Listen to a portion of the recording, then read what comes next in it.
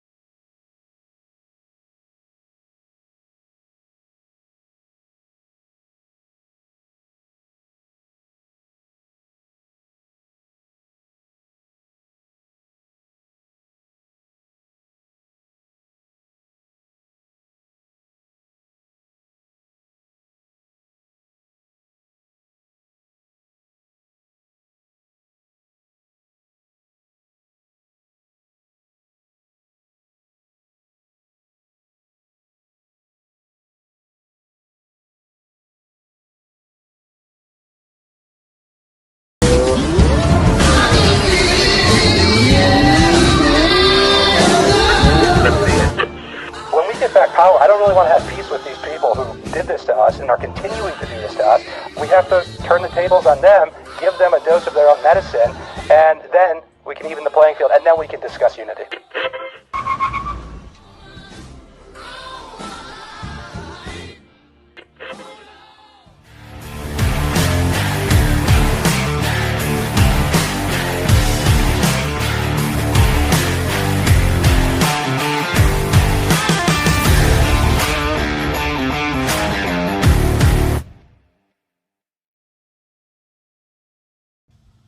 Well, good evening, everybody. Capt Kyle here, and welcome to the End Game. And we have an incredible guest tonight, Mr. Rob Cunningham with the Cool Show. I'm excited. I always love talking about this stuff, and he brings the freaking goods, and it's awesome because it's like everybody talks about it, but you bring the receipts along with talking about it, and that's what I really love about it. And so, Kelly, how are you? I'm doing wonderful. All right, so I hope everything's going to work out. I redid my entire internet stuff, and they've been attacking me ungodly, Rob. I mean, they've shut me down. They shut me down in my truck even the other day. I couldn't even get back into my own show. You got thrown out of the studio and couldn't re-enter, and I had to finish the show. And I'm like, oh, dear Lord. And that's the hardest is when you're mobile and they do it, right? Because you're on a cell tower and they move, right? And so, man, I tell you what, it's been crazy. But I redid it all. I got rid of the Wi-Fi for this specific setup. I shut it all down, hardwired everything, proxied. I put in freaking a firewall for it. I put it on freaking VPNs. I'm bouncing this some bitch all over the place, so they can chase me if they want to. So I'm serious. I got freaking sick of it. So if they do it now, it's because there ain't no stopping it. Put it that way. If it's the Space Force that's doing it, then there ain't nothing I can do about it. And they have shut me down where they didn't want me to talk about stuff. And they actually shut my computer down for freaking, was it 2 weeks? Yeah. It didn't even work anymore. So He thought he lost everything, Rob, like thousands and thousands of dollars worth of equipment. He thought it was like shot. And then all of a sudden, before he went out to look for another one, he said, let me try it one last time. And it all went on. Wow. You know what's worse than the hardware is if you lose all your data, all your files. Oh, all your no. That's No.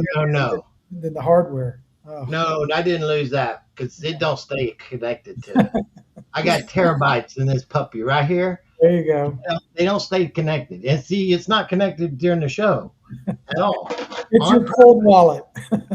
Yes, it's his cold wallet for information. That is my cold wallet for freaking information. You're absolutely correct. And so speaking of cold wallets, let's talk about some. Yeah, we will. So before we do that, I almost got so excited we can't do this. Yes. We got to pray. Got to bring the Holy Spirit into this conversation before we get started. So let's pray. Dear Heavenly Father, Lord, we just thank you. We praise you for just all that you're doing. You're allowing us to be participants in your actual plan. Father, we thank you for it. We thank you for allowing us to participate and allowing us to come together in what you are doing for humanity. Lord, we don't take that lightly. We thank you for it. We praise you. All glory comes unto you for everything. And Lord, we just ask for our hand of protection on President Trump, his cabinet, and Lord, our military. Because, Father, they're out there performing God knows what. And most of the time, it's all being under the facade of training.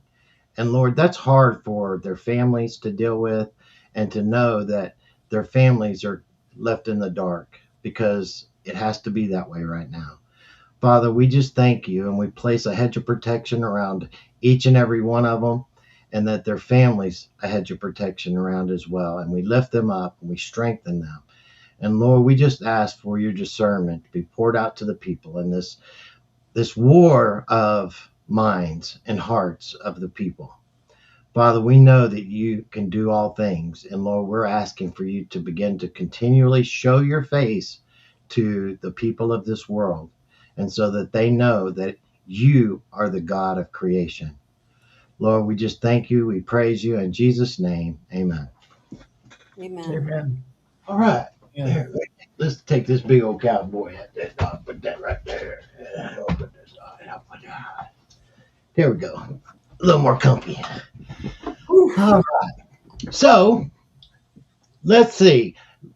Before we get started, there's been a lot of talk, and I see this even with your post that you did earlier of the monetary system changing and having something to do with approximately the time of our celebration. And I want to get your opinions on that, why you think that the things that you're, why you're putting those together that way.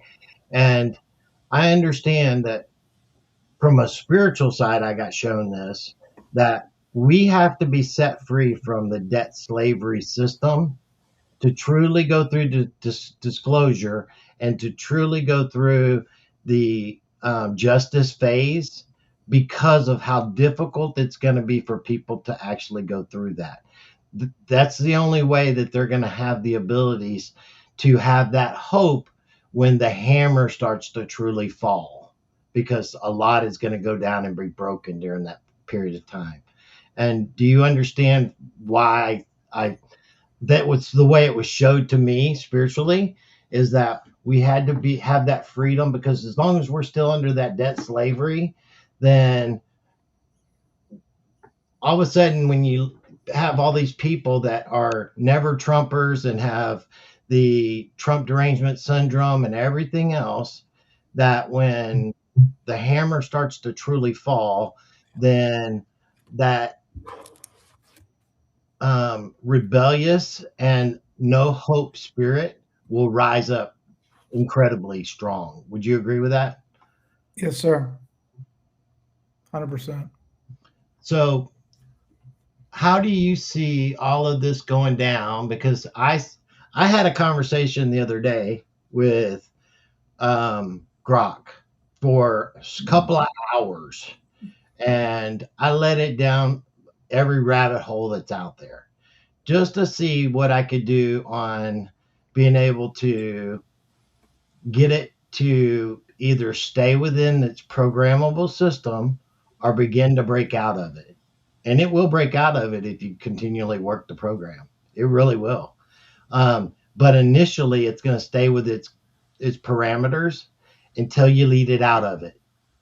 And so I posted some stuff. Actually, I have the paid version, and I actually used the speech part of it. I ran it out for the day. I don't know how you do that, but I did. It said the only way you can continue to go further is buy the Grok Heavy. And I said, I ain't buying Grok Heavy. That's $300. I ain't buying it. But how do you see this going down? And why are you seeing it being set up the way that it is right now? Well, I think that, Captain Kyle, is the single most important question is why? How do we get here? What do we do about it? Does civilization end or do we progress? At the end of the day, it's kind of, I see things very binary. Okay. And look back in history when mankind got to the end of its rope because it lost its soul, it's lost its identity, it lost its agency, its oneness with the omnipotence. We had a flood. We had Moses parting the Red Sea, and we left slavery, and we left Egypt into the promised land. And even though people got out of slavery, they were free, but they weren't found because they still didn't know who they were, right? When we get to a certain point where there's almost like a T intersection and society runs into the real debt is having an empty bank account and not knowing who you are and whose you are. You can have $100 million in the bank and be dead. We had a debt, and that price for that debt was paid. Full stop, done. But if we don't know it, we don't know the price that was paid, we don't know who we are. I posted this right before the show came on tonight. This is just a rabbit trail down my brain. This is how I process things. Okay. So this is my logic. I'm a mathematics guy. I'm a systems guy. I'm a MIS computer guy, Air Force guy, crypto guy. But I like to take God's perfect law of math, which is the most precise of the laws that the lawgiver gave us, and apply math to laws and principles. Okay. Turn everything that I can into a mathematical equation. So here's my equation. God is omnipotent. Omni equals all. Omni means 100%. That's a math. So in one variable, God equals 100%. God equals love. Therefore, God in love holds 100% of the power. Period. That means evil has 0% original power because God has 100%. So if evil has 0, what are we enslaved by? What are we trapped by? Where's the power? If God has it all and evil has 0, how are we enslaved? In our own minds. Exactly. That is exactly the correct answer, Kelly, Been because the trick. fear is not power, okay? It is poor understanding. Fear is a lack of knowledge. Fear is my people are destroyed for their lack of knowledge. Another phrase for lack of knowledge is ignorance. So lies do not equal truth. Lies equal 0% truth. Lies are the absence of truth, and the absence of truth is death. So if truth lives and love reigns, fear dissolves and evil expires. But see, the problem is, if we don't believe there is a God, if we don't believe there is absolute truth, if we don't believe in omnipotence, and we don't humble ourselves to try to understand those perfect mathematical, logical, spiritual equations,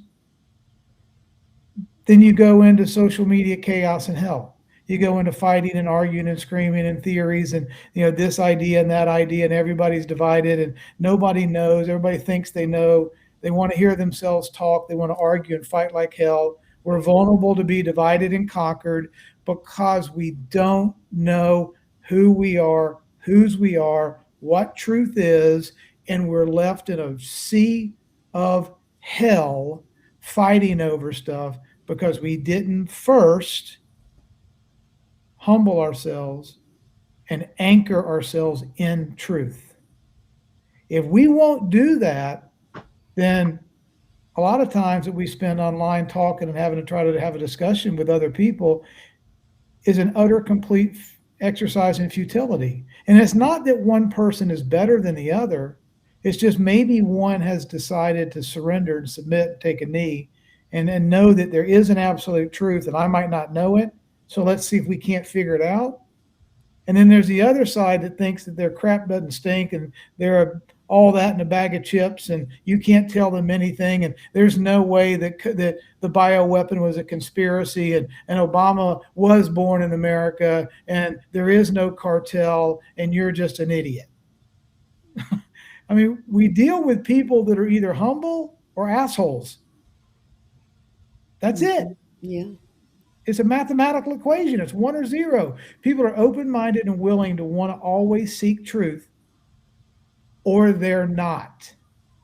Just like a woman is either pregnant or not pregnant. You ain't somewhere in the middle. You Or a woman or not a woman. A woman or not a woman. There's absolute truth or there ain't. And this ambiguity of living on the fence and figuring out, well, it could be that. It's Tuesday. I feel more like truth doesn't care what I think, feel, believe, heard, was taught, what my license says, how many PhDs I have, who my mama was, what my skin color is. Truth doesn't give two damns. Truth is truth.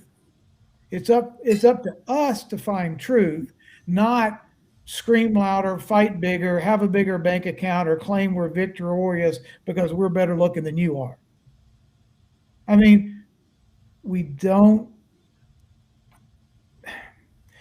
I think the greatest debt that we have is believing that we're bigger than we are, that we created everything, we know everything, we don't need anything, our crap doesn't stink. And oh, by the way, there's no real God because everybody knows that Bible is just a fiction book. Or I just showed up here by accident. And if we start there and we go, okay, wait a minute, math is perfect law. We say in God we trust. Well, if God created math and math is a perfect science of the perfect creator, if we trust in mathematical formulas that are verifiable, that's a yes or no, right or wrong in every mathematical formula, whether it's I send $100 to Captain Kyle or he sends it to me, and we're all both in compliant. My wallet's my wallet, his is his. My assets aren't encumbered, his aren't encumbered. I'm in compliance, he's in compliance. We're mutually consenting with one another. Bam. 3 seconds, $100 goes from me to Kyle, And in 1,000 years from now, that record will be attested to and sworn under oath and mathematically proven to have occurred on a Tuesday night, May the 19th at 7:32. I sent you $100, and that is on the record forever, verifiable and inspectable, and we're all held accountable to that record of truth. All of that is 100% true or false. So that's the deal. It's that it doesn't care what people have been being led. what your party affiliation is. It doesn't care who your mama was. It doesn't care about any of that crap. It's true or false. You're right. And this is where they have led people into what is true is false and what is false is true. Newspeak. We're upside down. Yep. And intentionally cause people to be uneducated in these things in which we're talking about specifically, which is government, finance, all these things on purpose. It's just like whenever they go to try to talk about the finance and with how depreciation and all this other crap with the money and everything happens, right? Well, it's not some funny money math. The deal is not some really hard thing to do. It's that you take a specific amount of surplus, put it out there, and it's worth a specific amount, even if it's debt, right? But if you start putting a whole bunch more out there, well, the buying power of what you just had just decreases, and it decreases, and it decreases, and it decreases over time, right? Because you're not backfilling it with anything of value, and that has gone away. It's been nothing but debt. And so if we had stuck to an actual gold, real gold, not as it went through Bretton Woods and where it was just a percentage of gold, right? Where it finally got off of it completely in the 70s. If it was pound per pound, dollar for dollar, actual gold, right? Then there would be no inflation. Zero.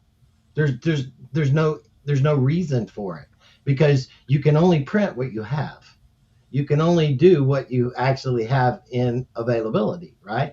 You need more money. Well, guess what? You got to go make some more. You got to go dig some more. You got to go print some more after you get it. And you can't just make it out of nothing, right? And so these have been the problems that we've all had to deal with over this period of time. And when you go through the process of their manipulation, right, with their funny money math and how they're doing, you never know what their books are, because their books are not necessarily ever actually what is, like, where when you use like blockchain and the multi complexity of it, when it hits that record, it's there and it can be verifiable. You can't fake it no more. You can't manipulate it. You can't start switching things up and moving stuff around and saying, I've got this and then I make some money off that, and then they do that. And this is what they have been doing forever, right? And even when people don't realize that when you go to the bank, how does money get created? The simplest thing of that, they don't even understand that money did not exist until I actually created a loan there. It didn't even exist. And by doing that, it actually created the money. They then opened an account in my name for me, which that's actually illegal too. And then they funded it. Then they loaned that damn money to me. They get paid twice with it plus interest.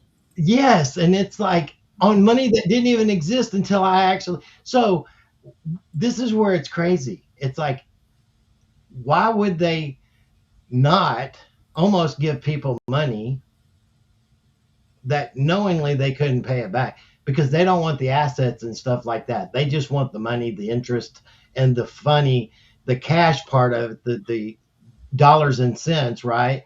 And that's where they really make their money, and they make it on the front end. It's worse than that. It's because money is a derivative of energy. God Yes. is source, and we're made in the image and likeness of that source. And money is a way of accounting for the value of the creative value that we put when we're gardening the Eden. Mhm. Okay, when we're working and doing creative stuff, well, we use money as a system of sharing our value on an interoperable basis between one another. They pervert that. Money system is a trust system. I owe you and you owe me. That's it, period. It's just a way for humanity to scale our talents, our gifts, and our blessings. And we all have different talents and skills. And then we have a common medium of exchange. It's kind of a common denominator. Money is supposed to be a trusted common denominator. So the pilot can fly, the nurse can nurse, the teacher can teach, the doctor can heal, right? But money allows us to have a way of sense of value and a medium of exchange that everyone can trust. Well, the father of lies has to pervert that trust system so they can extract our life from us. Wealth extraction is life extraction. And the father of lies hates the father of life. The last thing Jesus did 5 days before they hung him on a tree was teach us this lesson. He flipped over the tables of the money-changing perverts who were hiding in plain sight in the church temple, protected by the politicians, screwing the people. And Jesus pointed out the cartel, the cozy relationship between the bankers who paid off the politicians who were working in the auspices of the church to take people and give them 10 cents on the dollar on their most valuable exchanges during Holy Week, for God's sakes. And it was such a perversion and enslavery and exploiting people's naivete, their search for meaning, their search for purpose. They're coming to a Holy Week event. They're giving them their most valuable assets and getting screwed over 10 cents on the dollar, being taken advantage of and led astray by all these authority figures. Jesus couldn't take it anymore. He flips over the table. Well, the people that are running the cabal, the cartel, the deep state of the time, saw to it he hung from a tree. Don't mess with our business model. This is the two masters we were taught. You can't serve two masters. You serve the master of life or the master of lies. And if we're stupid and ignorant, we don't know who the master of life is. Well, nature abhors a vacuum, and the master of lies is going to kick our ass every single day and twice on Sunday.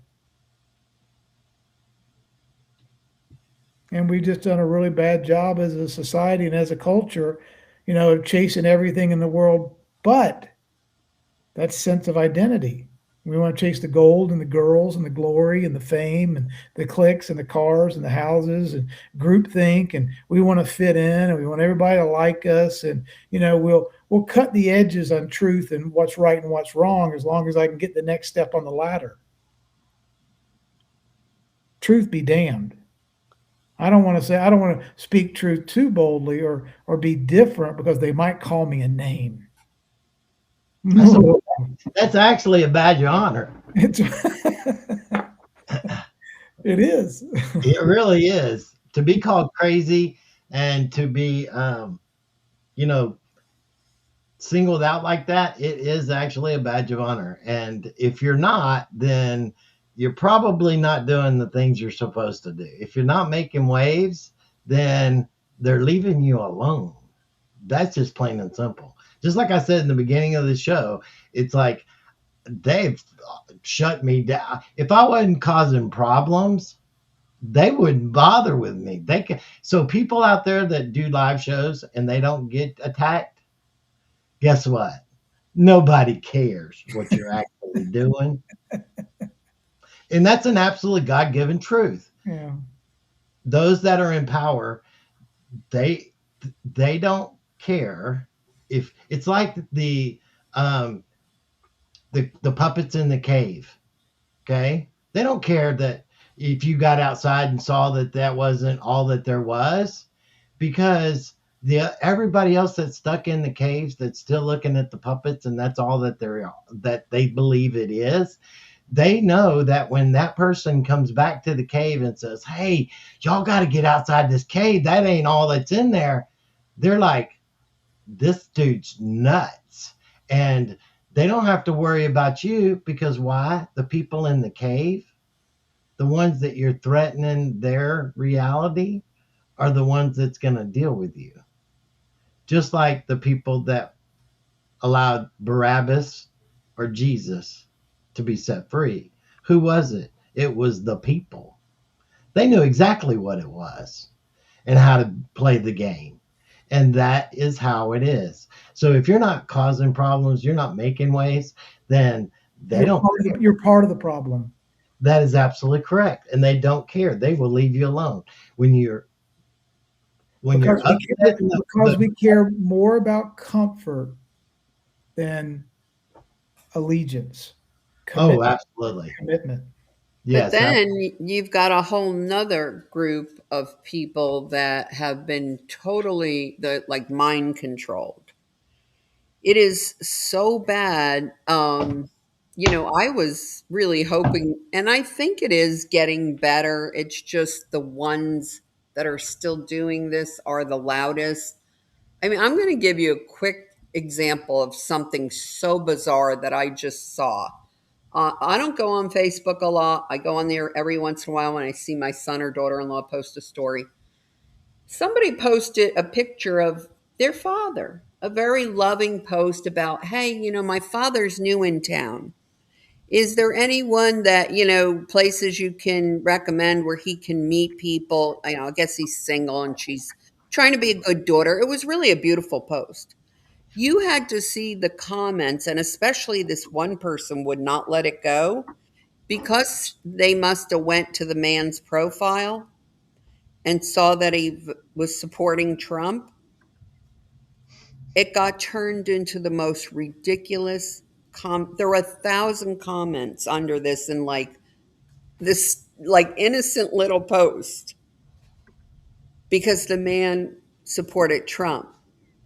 And all the trolls jumped in there.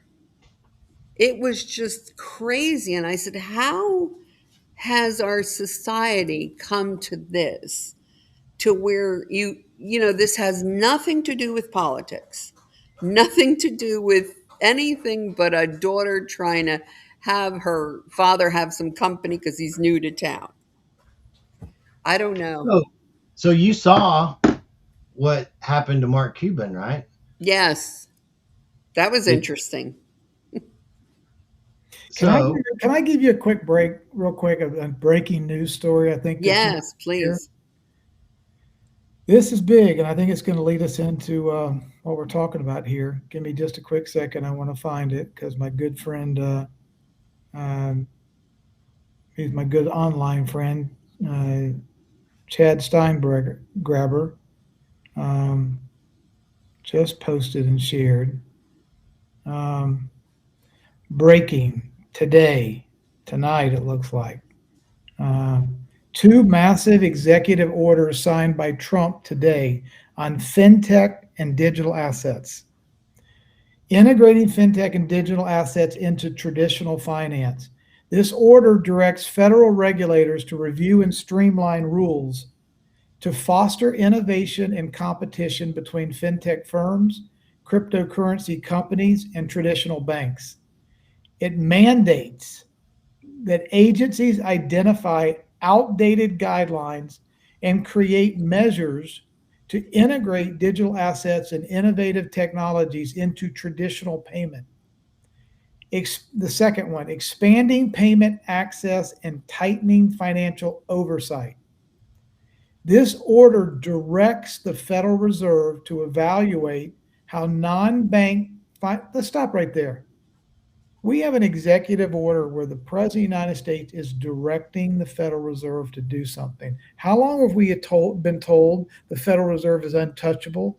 We're above and beyond. Even the president can't tell us what to do. We're an independent agency. We're just as close to God as the president is, but the president can't tell us to go blow our nose or get a drink of water because we're the Federal Reserve.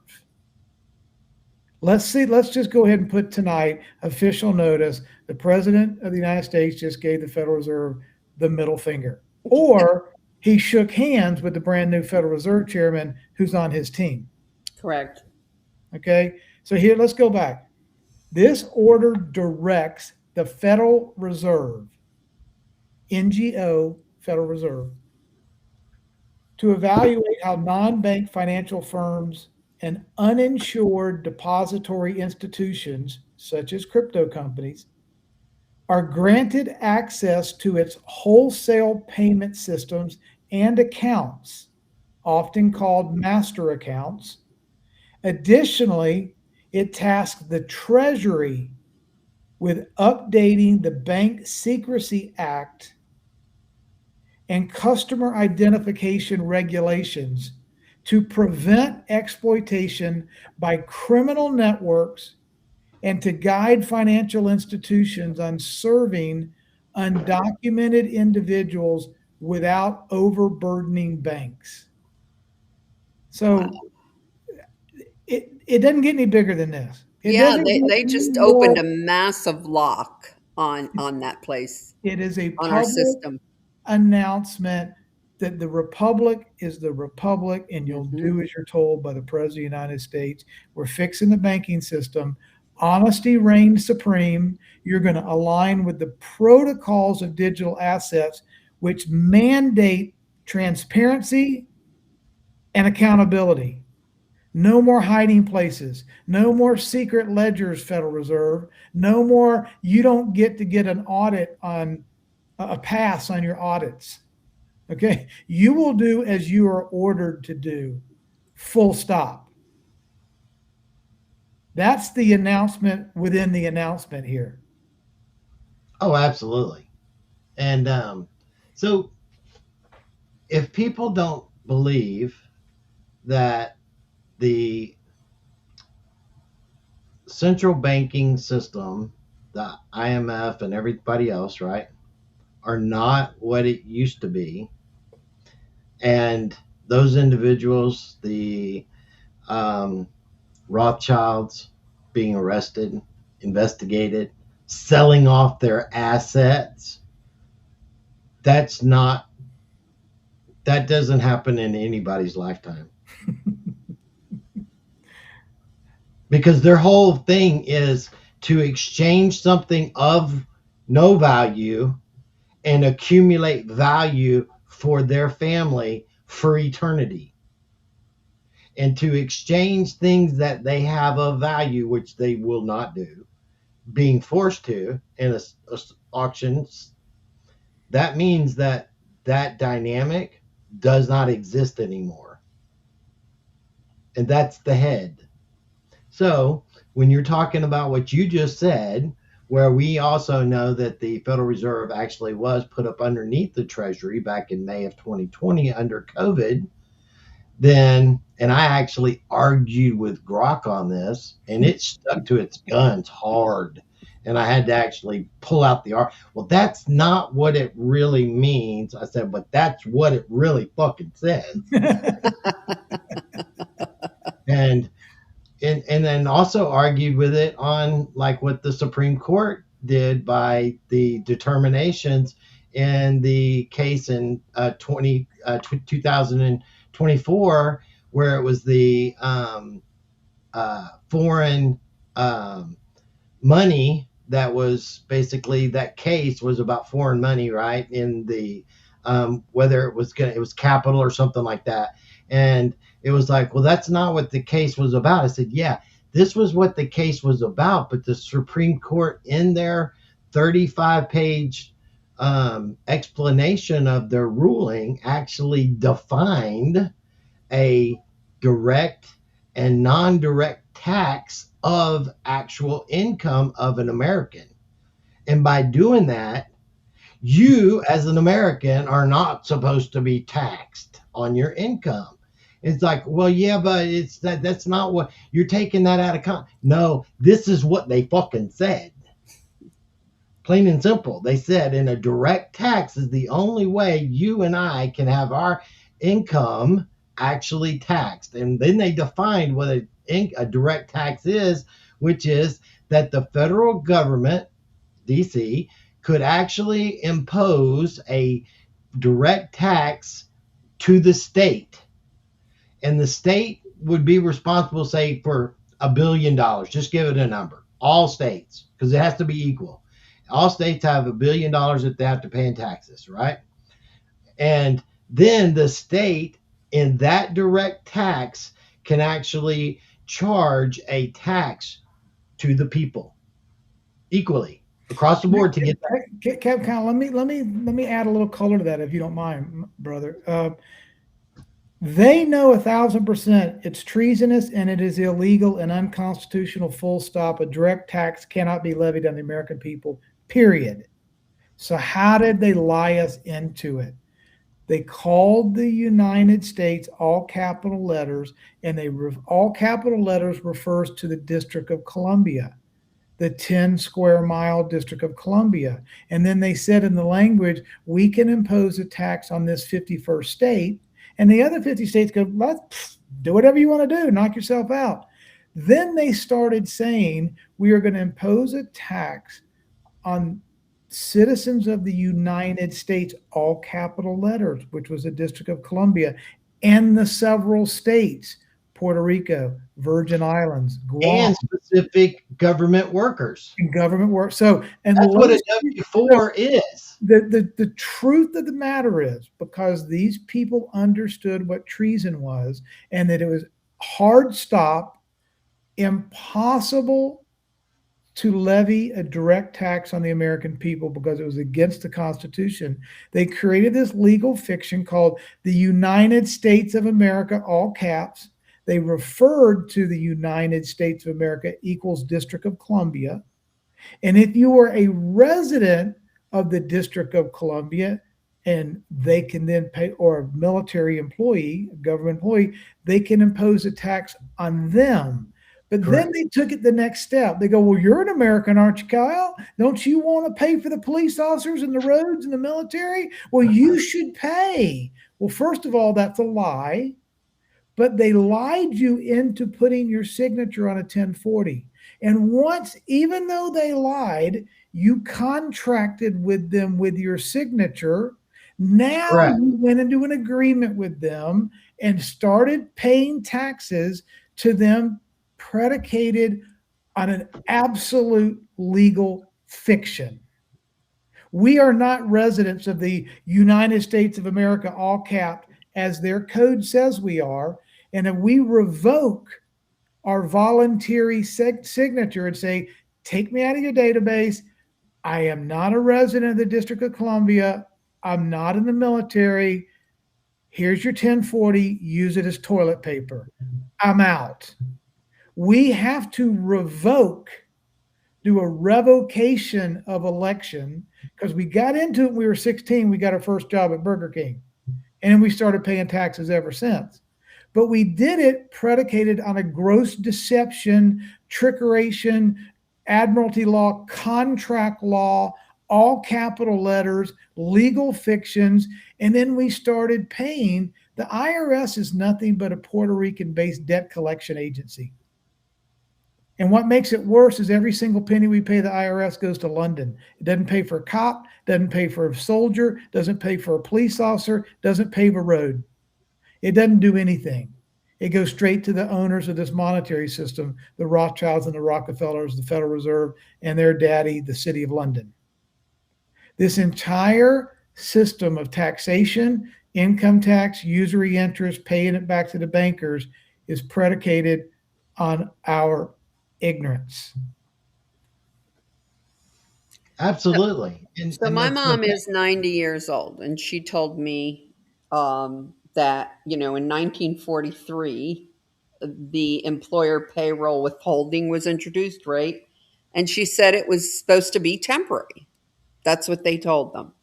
So it says, I just looked it up, as a temporary wartime measure. So then what happened? It What works so happened to the good they never temporary? took it away. They never intended it to be temporary. Yeah. That's right. What happened to the temporary? So So if they don't, all right, let me put this into perspective for everybody. When they showed the two kings not long ago, Yeah. that's exactly what they meant. The old king and the new king. And the new king is the king of it all. And that new king, whether people like this or not, I don't care. These are kingdoms. This is the way the earth was always set up. These are kingdoms. Even Christ says, you will rule and reign as kings and queens and priests forever. So understand that this is the way it was all set up. Robert and I talk about this all the time, that these jurisdictions are actually set up in kingdoms.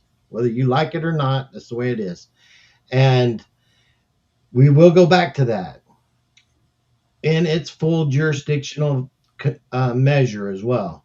But in that, we see who's actually running London.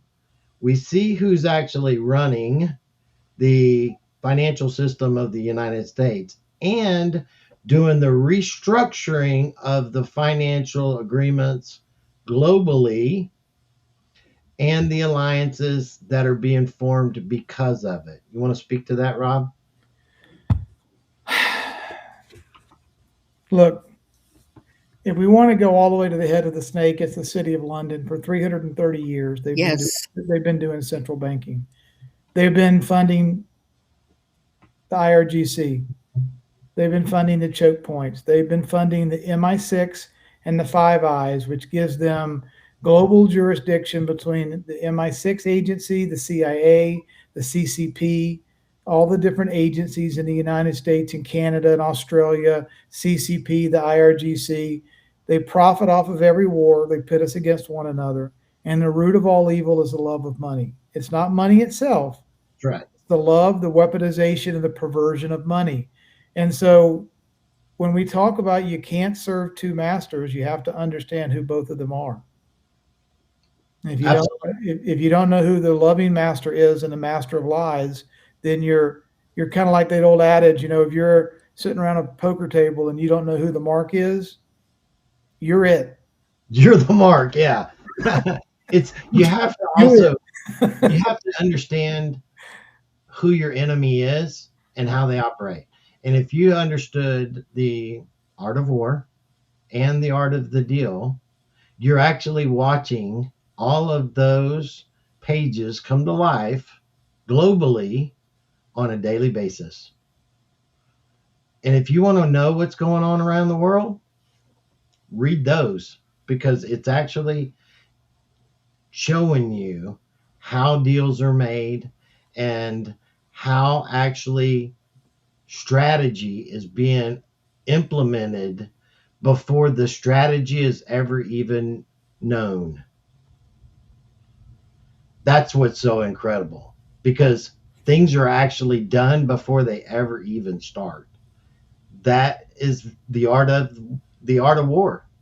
No ifs, ands, or buts about it. And subdue your enemy and win before the first shot's ever fired. Right. If you don't know that, then you're going to end up being defeated, right? It's like you have to have that plan. And the thing is that things are not as they appear, because things are being shown in a specific way so that the public can buy it, understand it, and become educated to it. But there are other things that are actually much more at play and being played out versus what's actually just being shown on the public arena stage. And that being what's going on in the Middle East, because there's so much more to Persia and the change of all of our society versus just that monetary choke point, so to speak. Because we all know that oil and gas it's not a finite substance. It's not a fossil fuel that is only limited, and so on and so forth. These are all things that have been made up so that it could create scarcity. And we all know that that's not the ultimate goal that we're moving towards energy wise, because there is 0 point energy, there is um, nuclear energy, and not nuclear as in the old nuclear energy, that's crap, but we're talking about like new nuclear energy, which is very powerful, and it's actually you can turn almost anything into a nuclear power that has nothing to do with radiological shit. That's what people don't even get. You can do it with water. It's absolutely incredible, right? And these technologies have been suppressed and hidden from us.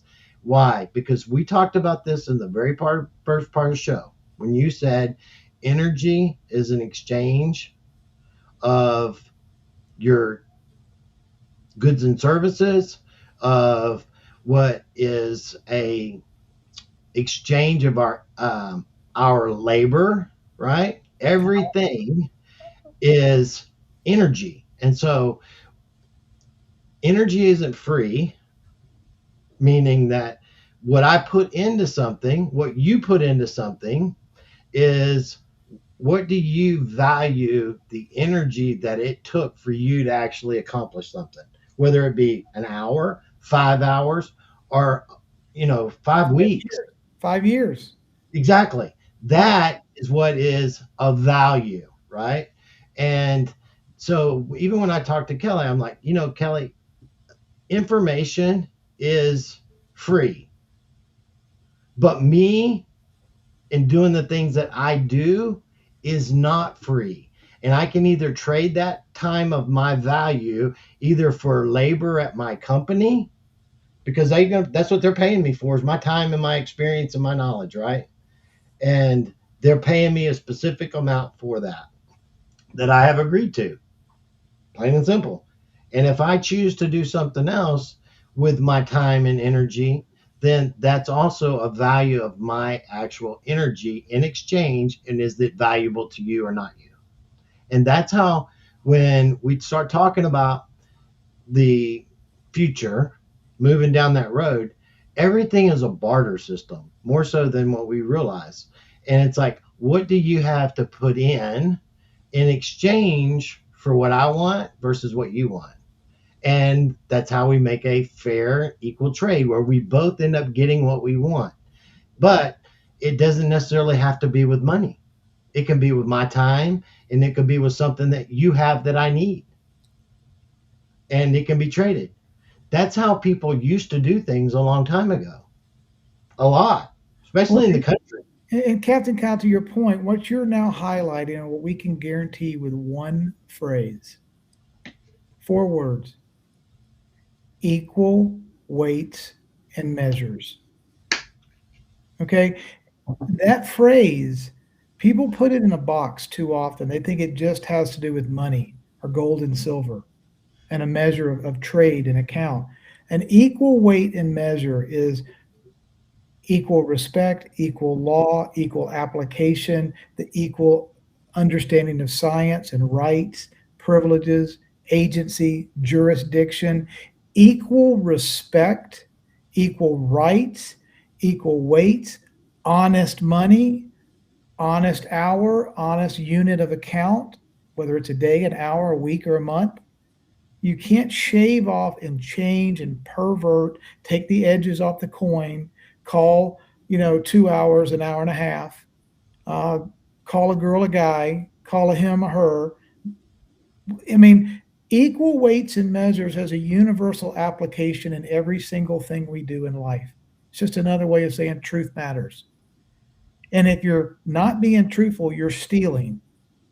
It's a methodology of stealing, weaponizing ignorance, exploiting people, and extracting something from somebody because of dishonest weights and measures. But if we don't know what the measures are, we've never read the measure book, we don't know what the protocols, the laws, and the principles are, then we're walking around, in a sea of stupid. And my people are destroyed for their lack of knowledge because we've never studied the truth of what truth is. And look, I get it. I'm not saying I'm perfect. I'm not saying I know all the things. I have all the answers. Every single day that I live, the more I know I don't know, and the dumber I get every single day because I'm like, oh my God. Well, this made people stupider. Well, it can. It's a tool. Now it's a That's tool. the thing. It caused people to just be able to look for information and then wash it out because it all stays in your foreknowledge. It doesn't actually, forethought. It doesn't get embedded where we And it actually depends. used to. Like when you were a kid and I were a kid, we had to learn stuff. We had to go and we had to find the information. You had to, and that actually stores it in a different place in your brain. How many phone numbers did you used to remember? How many addresses did you know? And how many do you know now? Yeah, no, but the point of the matter is look, again, it's a tool. A gun Yes. is a tool. A fork is a tool. The gun doesn't kill anybody, the fork doesn't make you fat, and the iPhone doesn't make you stupid. Now, if you don't know how to use them, if you don't know how to ask the right questions, if you don't know anything about health and nutrition, if you don't know anything about calories, if you don't know that guns will kill you if you point it or look at the barrel with your finger on the trigger, if you misuse the tool, you're going to hurt yourself. Right. Okay. But the tool itself has no power. The only one that has any power is God. We go back to what we said in the beginning 100%. Omnipotent equals omni equals 100. And then anything else is a lack of knowledge. It's a lack of understanding where power comes from. Well, my neighbor made me do it. Well, the television made me do it. Well, it's the church's fault. It's the government's fault. It's racist fault. Oh, it's my skin color. I'm a victim. Come on. We'll come up with every damn asinine story in the world to explain why we are stupid or we failed or something didn't happen right because there's other people in the world are broken too. And because other people are broken, that's my get out of jail free card for being a dumbass. Well, people assume that. That's what they try to get away with. And that's only a excuse. And excuses are like asses. Everybody has one. They all smell. And that's just a fact, right? But everyone tries to use that as some kind of means on shortcoming. I sent Kelly a video one time about why so many people actually don't succeed. And the reason being is that they actually are in fear of that success. They self-sabotage right before they actually truly become successful because now you actually have to perform. You have to actually come to the table. You actually have to live up to that which you actually say you are. And if you fall just right short or you never ever you almost made it, you never have to live up to it. And that's where the majority of people actually are, because being successful, and I mean truly successful, is a scary place because now you got to live up to what you actually were preaching in front of those people that you were preaching it to. And I'm just meaning that as in a example, right? Because now you do have to perform. And if you don't, then that is the fear why most people never really truly get there. Something they always do right before to self-sabotage that success, and it's always blamed on something else. Something else. It was the business or this or that, just like you were saying a while ago even. But it's all self-sabotage because when you actually do make it, really make it, now there is no excuse. There is none. Well, to whom much is given, much is expected. And if we do have a lot of resources, a lot of people will say, you know what? I want X amount of money in the bank, but they don't want the responsibility. Oh God, you're so right. Because you know what?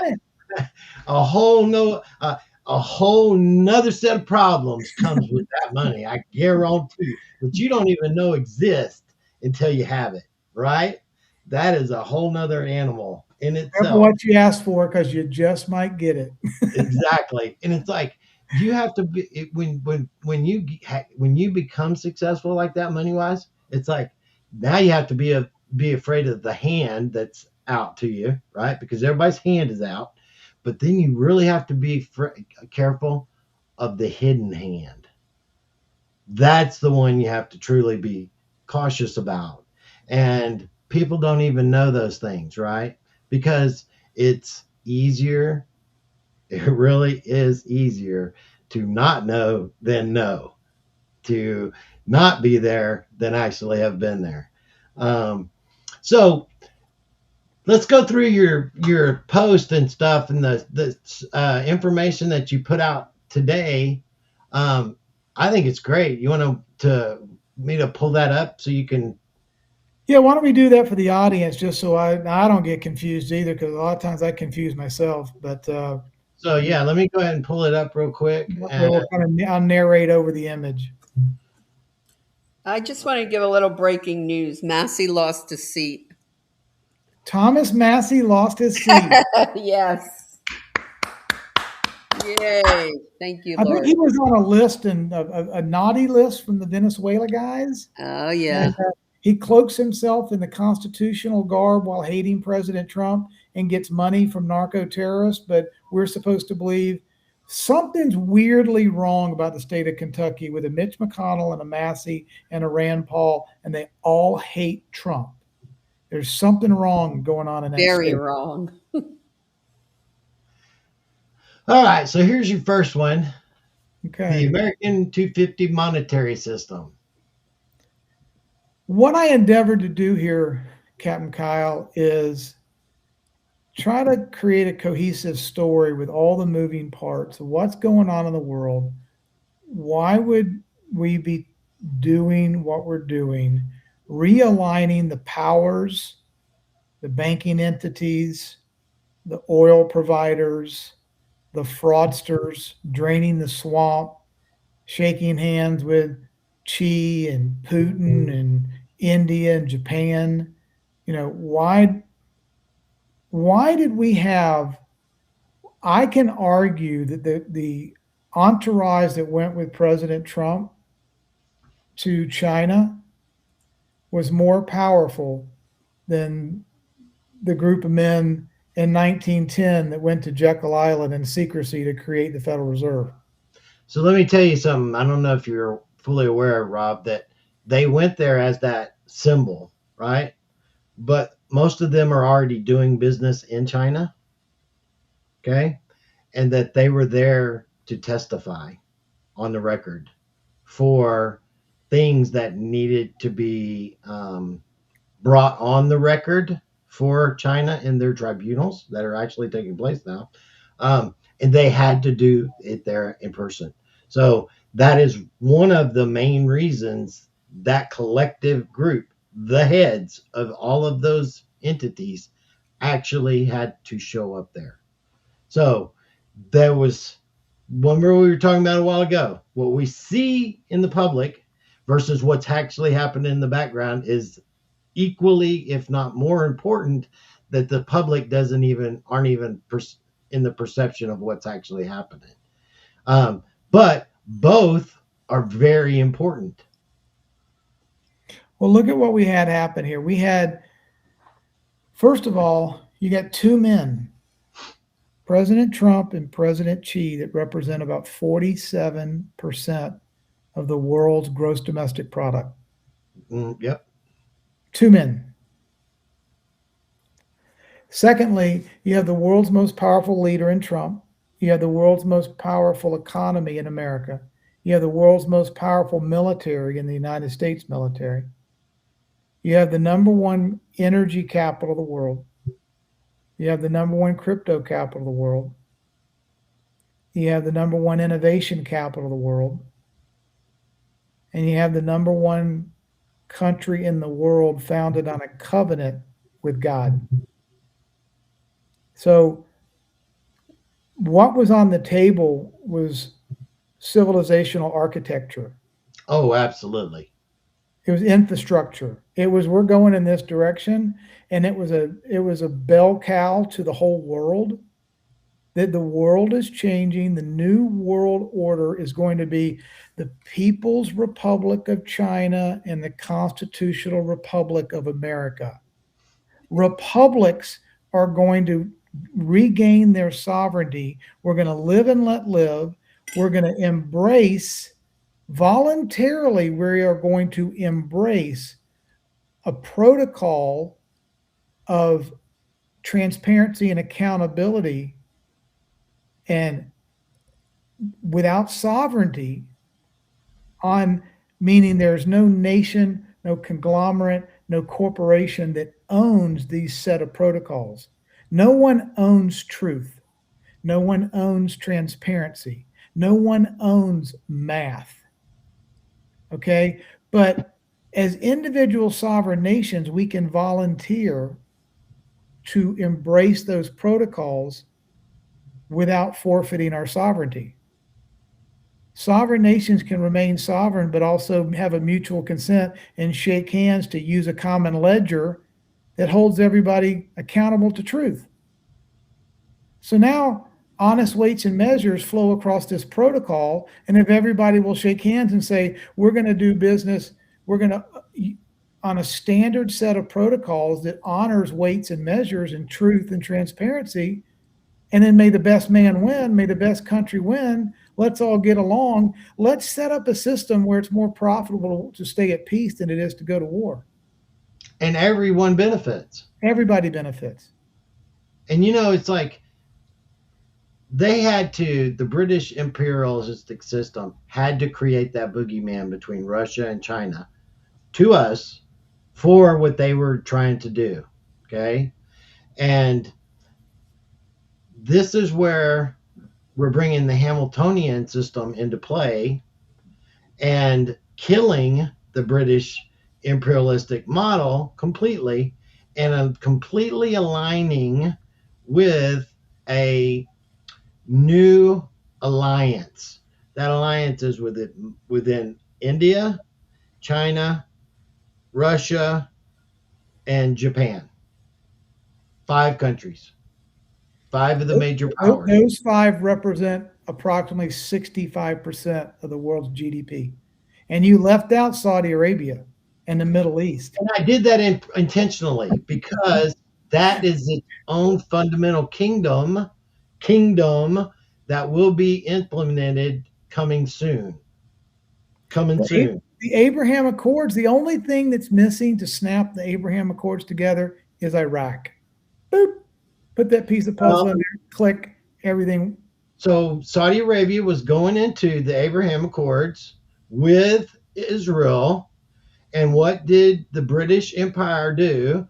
They set Hamas off into Gaza the October day 7th. before that was actually to be signed. That was another 9/11. Yep, that was another 9/11. Exactly. Intentionally to keep that region in conflict. The British Empire struck again on purpose, using its proxies as terror. To your point, all wars are bankers' wars. Follow the money, and the money masters are the masters we're not supposed to follow.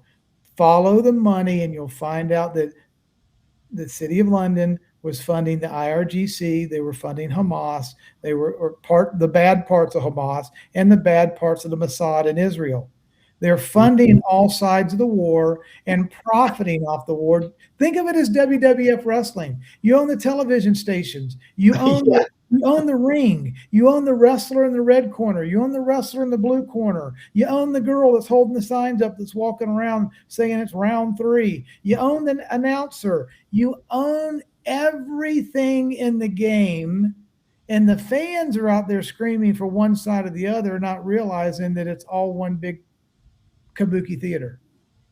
And so, do you know what's funny about that? Because I actually am friends with some actual real pro wrestlers, right?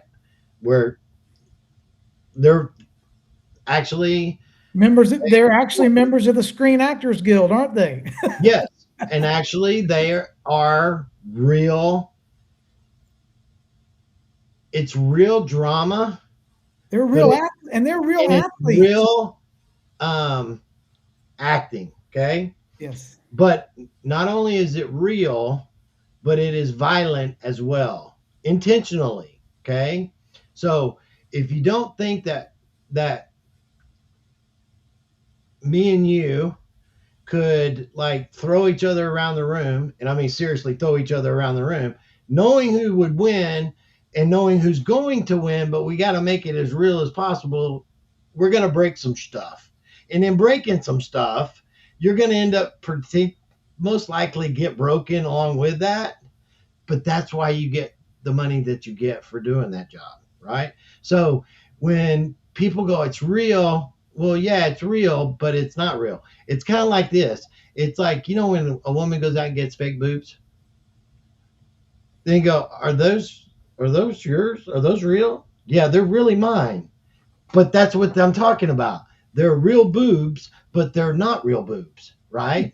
So that's the scenario. Because that, I mean, I'm just putting it in plain text so people can understand it, and because everybody understands that, and that's how it really is. And what we're finding out is that most athletic pro sports are that way as well, because they're on the fix. And think about it too. You're 100% correct. But if you try to explain to people that NFL game was rigged, that referee was paid, those wrestlers aren't real, they would rather beat us up or kill us than admit that we might be right, even though we know it's all entertainment for money. Yeah. Cognitive dissonance sets in 100% there, big boy. They got to protect their reality. So It's their fragile ego, their pride. Pride goeth before the fall. I know it. I. You know, yeah, and here we go. You know. that's right. So is there any part of this that you want to go over Well, specific? yeah. What I want to do is the part of this is the whole.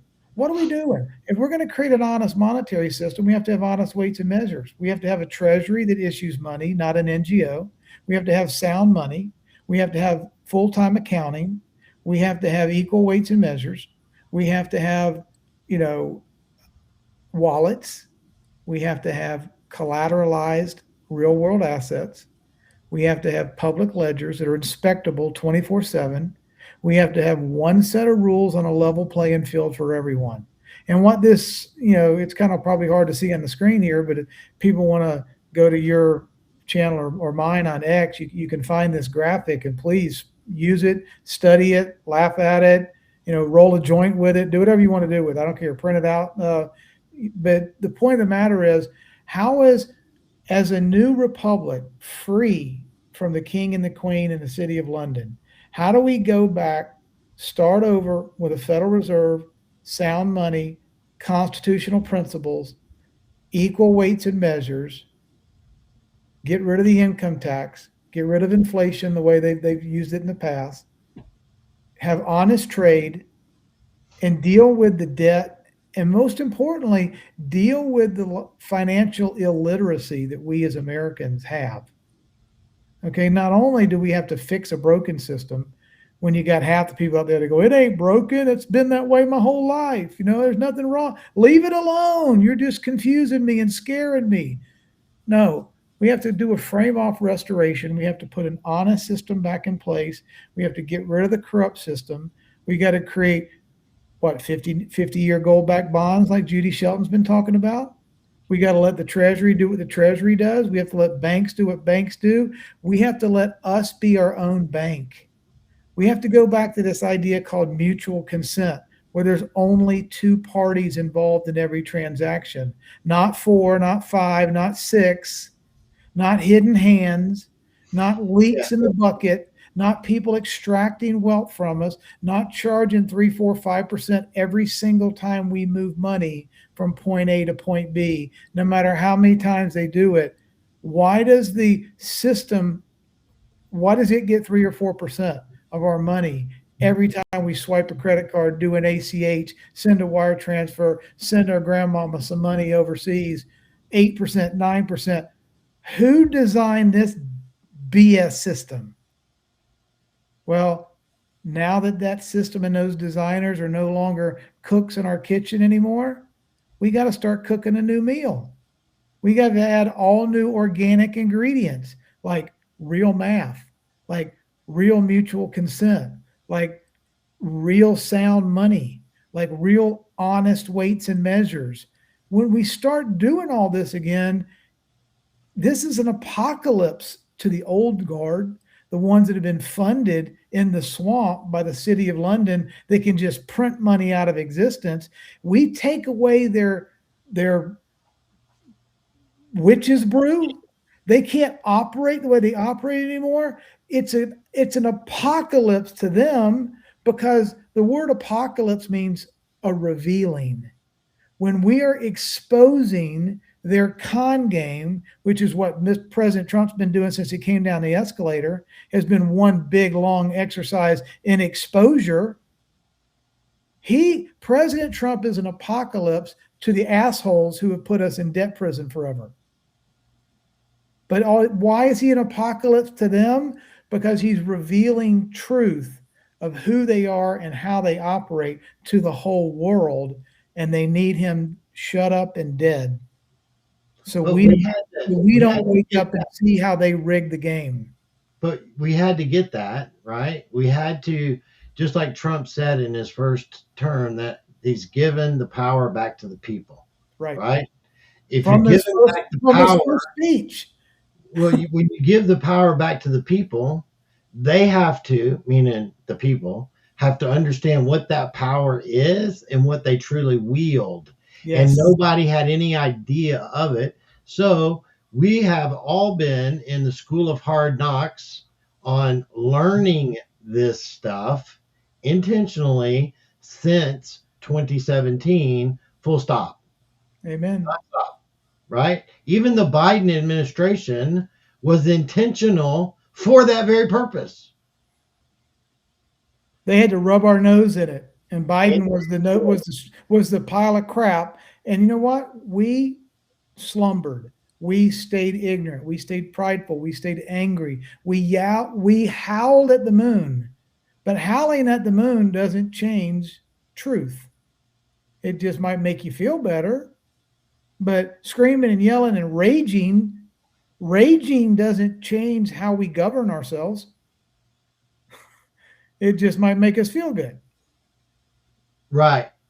And the thing that I always tell Kelly is that truth doesn't have to be defended. Truth only has to be presented.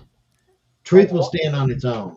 Lies. Just let it go. The lion will take care of itself. Just set it free. Set truth free. And don't even worry about it. I don't. And I don't worry that people, say what they say, do what they do. They want to. It doesn't matter, because in the end, it always comes out what is true. Mm-hmm. May not be tomorrow, may not be next week, because it's always slow in its defense. But it is definite when it's there. There is no ifs, ands, or buts about it, right? Right. That's what's so good about it. And y'all, that is a great piece of advice that I have taken from Captain, and it has helped me so much, really, because like he said, the truth doesn't need defending, and you just let it play out and it comes out. I mean, you just have to be patient and let God show the truth, because he will if you get out of his way. So it's like the old saying that a lie will be halfway around the world before you can get your shoes on, right? Yeah. And that's the intent. That's why lies spread so fast, is because they're that way. But truth is like the story of the rabbit and the tortoise. Okay, the lie is the rabbit. The tortoise is the sound wisdom of the truth, and it's steady, stable, and it's coming. And you better get out of its way when it gets there. And it's indestructible. You cannot destroy truth. That's right.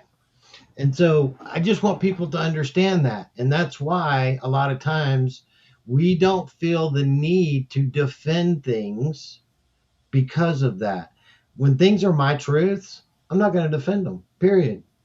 But here's what's even stronger than that, Captain Kyle. There really is no such thing as my truth and your truth and Kelly's truth. There is only the truth. You're right, but it's what I have experienced, and I'm ready to plant my flag in. Because That what you're describing is your faith in your fidelity in truth.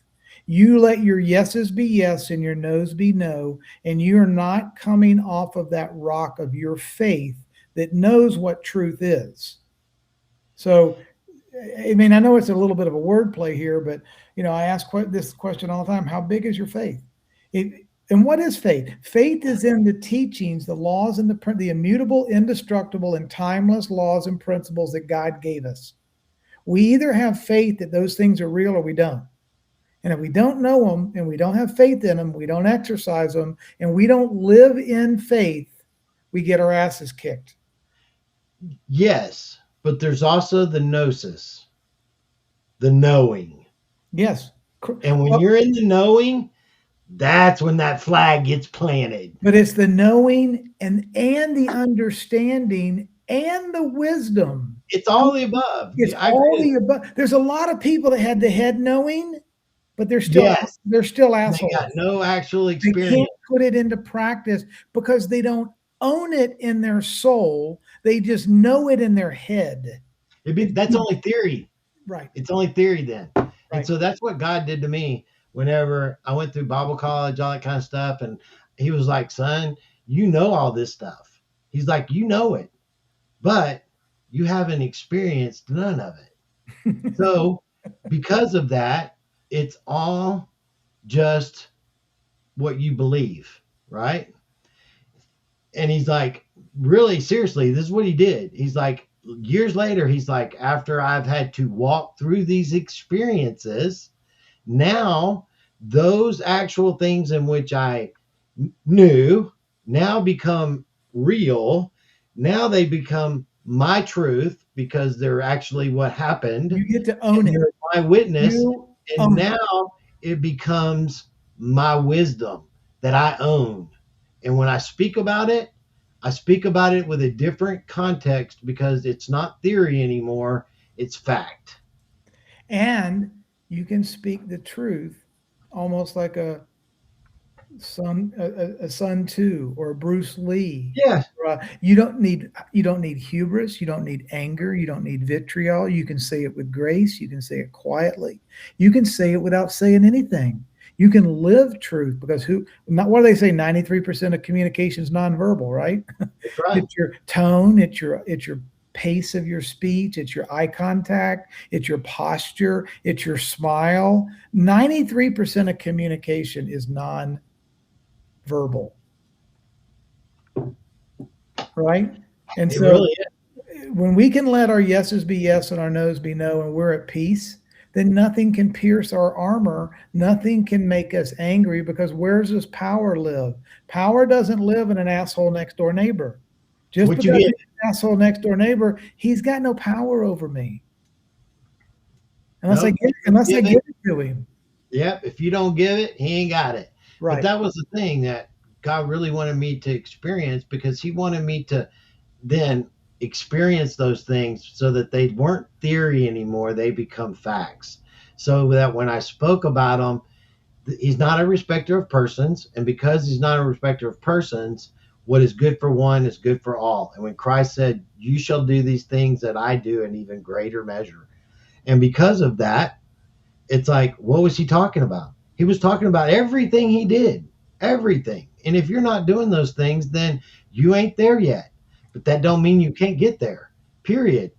And that's what the understanding, because see, Christ, he had the gnosis. He knew who he was, 100%. There was no maybe, maybe not, whatever. It was 100%. It was the gnosis, right? He knew who he was. You see me, you see the Father. Not you see part of the Father. No, you see the Father. And that is in all, right? And because of that, he was a master at everything he did. And I mean, completely. He was over this physical domain 100%. No ifs, ands, or buts about it because of that, right? And if we could come to that same gnosis of who we are in that spirit that was in him that is also in me, that is what he told me to begin to walk in, right? And if I had that knowing, just like if I just had the faith of that mustard seed, I could tell that mountain to be the get into the ocean, it would. But I don't have that knowing like that. Because why? Because that mustard seed, it doesn't question what it's going to do. It just does it. That's the knowing, right? Just as he did. He tried to show us these things because he was the way shower of how we were to operate. And we're still on that path. No ifs, ands, or buts about it. All of us, right?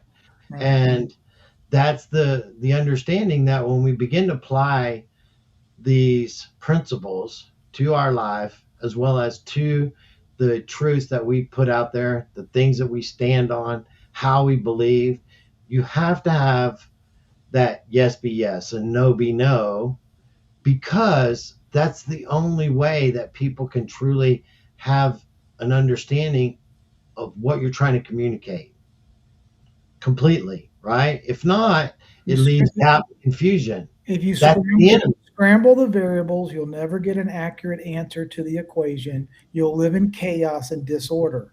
We either have a God of order or disorder. We have a God. Look at mathematics and everything that Nikola Tesla taught us. Look at the mathematics in a leaf. Look at the mathematics in a snowflake. Look at the mathematics in our iris. Look at the mathematics in anything in nature that you want to look at. The sacred geometry is just that. Sacred geometry. There's a mathematical divinity to the order.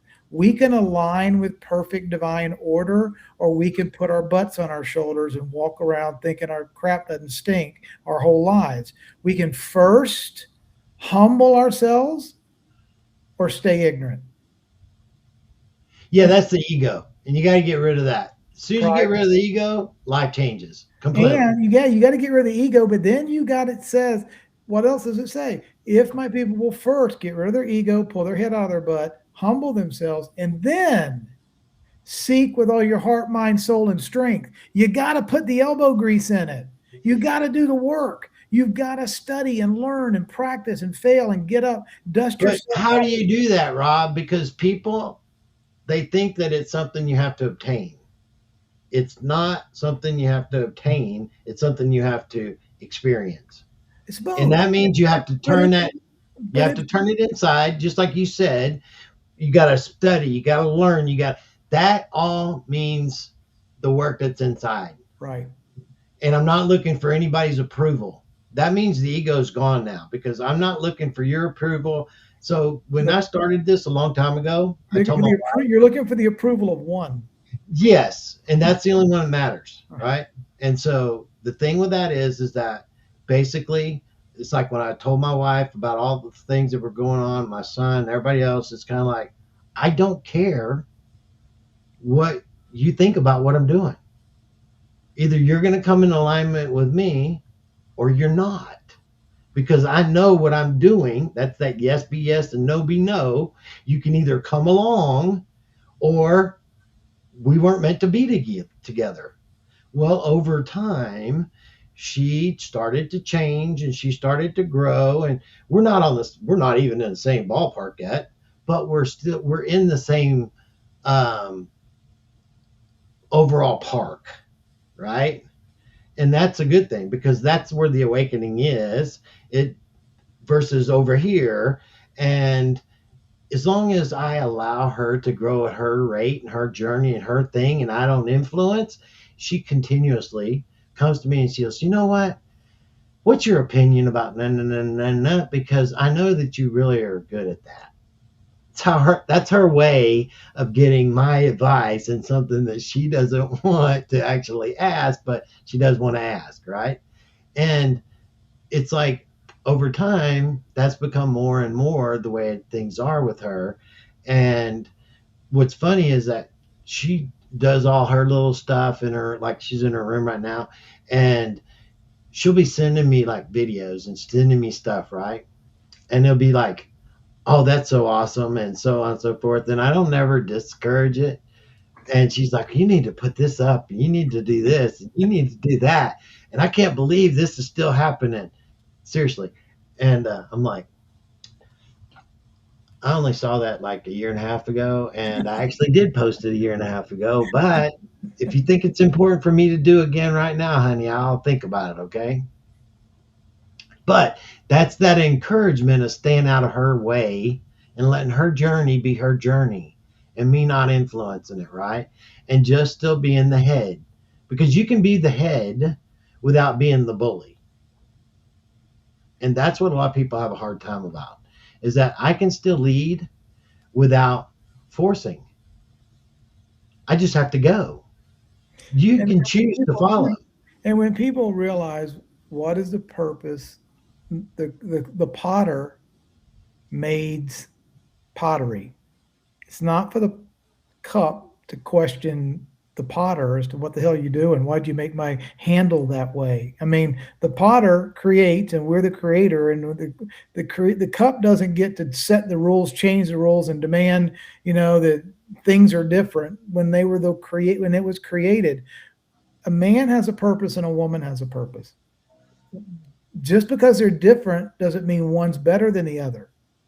Women are stronger than we are. They're more multifaceted than we are. They have more ability to do a lot of different things, to nurture. We can give a woman a house and she'll make it a home. We can give her a seed and she'll make us a child, right? We can, there's a nurturing element that men were kind of built first to till the garden and create the rules and come up with some authority and name all the animals and the fowls, and found out, God, we need a helpmate, we need a partner, a man needs something to give himself to have purpose for, and the woman needs to encourage the man to do what the man was made to do. And the woman can pull a husband out of a man, and a child can pull a dad out of a man, right? And a grandchild can pull a grandfather out of a dad. But it takes that relationship. A woman can pull a man out of a boy, a husband out of a bachelor, right? And you don't know that experience until you've actually experienced it. Right. You may know about it, you may read it, you may see it, but until you experience it, just like you were saying, the husband, the real husband, right? The father, the dad, the grandfather, the granddaddy, all these different elements, right, don't happen until the experience happens, truly, right? You only know of them, but not about them. Because you're actually in it. And that's what Trump and the White Hats have done to us in this experience, is that we've all been immersed into this program of this journey of awakening, yes, spiritually, patriotically, brotherly, sisterly, and all of these other elements that seem to have, over, I guess, the middle of our lives, almost disappeared. We went to sleep. I'm talking about the early 2000s, late 1990s, that part of our lives, because we come from a generation back in the 60s, right? And things were different for us growing up. And we almost lost it all. And so I can appreciate where we're at right now a lot. Just from where we were at as kids. Capt Kyle, if you don't mind, let me do this. I got about 15 more minutes before we've got guests. And I want to go over these slides that Kelly's putting up there and just hit them real quick from a highlight standpoint, if that's okay. Sure. Go back to the first one. Yeah, go back to the second one. That one right there. Yeah. This one real quick so people could kind of understand the magnitude of how we're making a shift from a broken, dishonest, perverted, debtor monetary system to a free, open, and honest empowerment system. We're just changing the ways in which people are going to relate to one another and share and serve one another on an open and abundant framework. I want to look at, we have every honcho in the world talking about tokenization, okay? From the government, the SEC, BlackRock, Ripple, IMF, it doesn't matter. Everybody in the world is talking about tokenization, and the world's going to tokenization. And we're talking $2 or $3 or $4 quadrillion of assets, whether it's a payment, a stock, a bond, a treasury, a commodity, oil, gold, silver, coffee beans, real estate property. It doesn't matter. Assets are going to become tokenized, which is a digital form of ownership. Okay. So I said, okay, what would be the compounded annual growth rate of just the idea of tokenization, assets becoming tokenized so they can become liquid and can be traded on a blockchain in 3 to 5 seconds, and ownership and title can change like that. The minute the Clarity Act is signed and there's board defensible clarity in law, so that these Fortune 1000 and 2000 companies, the CFOs and the chief legal officers and the CEOs and the boards can say, okay, boys, go. We've got law. Go start tokenizing everything for the blockchain. It's the lowest case I could come up with is 85% compounded annual growth rate for the first 36 months after the Clarity Act is signed.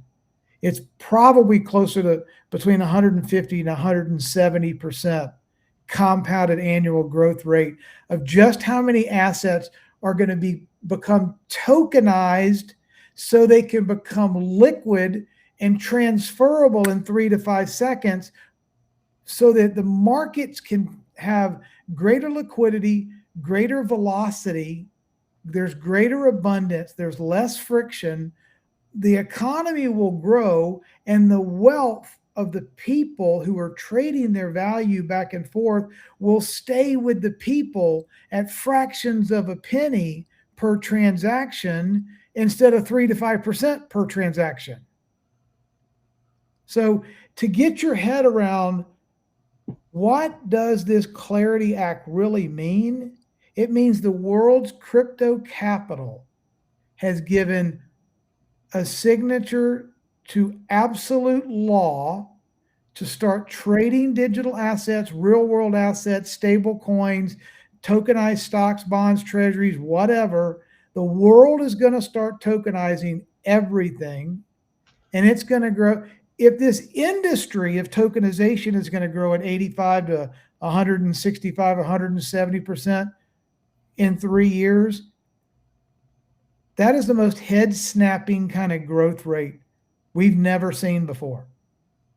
This is going to put the growth of the internet to shame in 3 years. So don't let anybody tell you the Clarity Act's no big deal. Who cares? It's just a bunch of mark of the beast stuff. And I'm staying away from that digital currency stuff.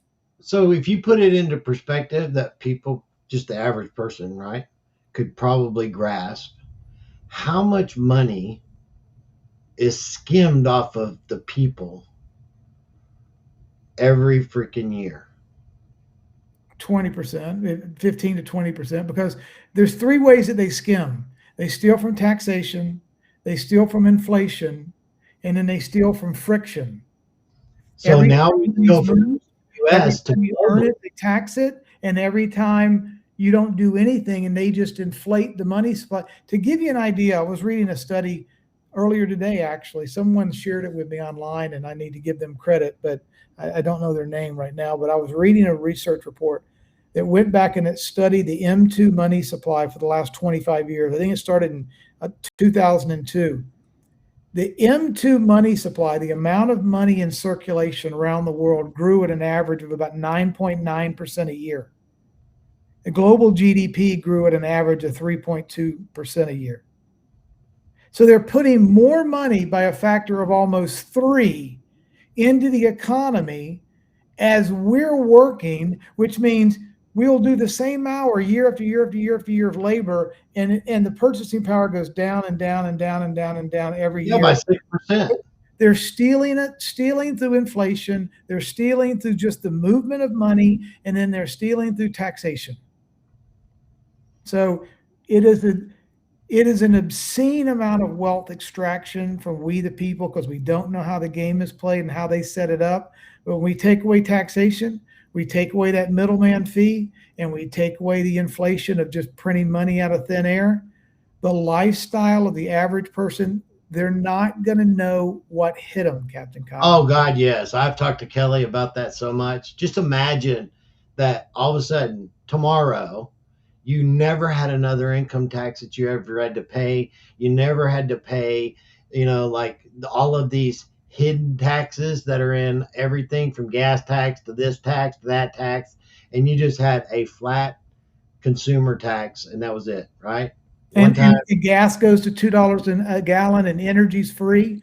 And yeah, how about this? College education is going to be free. We're going to have the greatest American university with the greatest scholars and the greatest academic content and research ever known to man collected online for free for anybody in the world that wants it. What's that going to do to $100,000 a year colleges?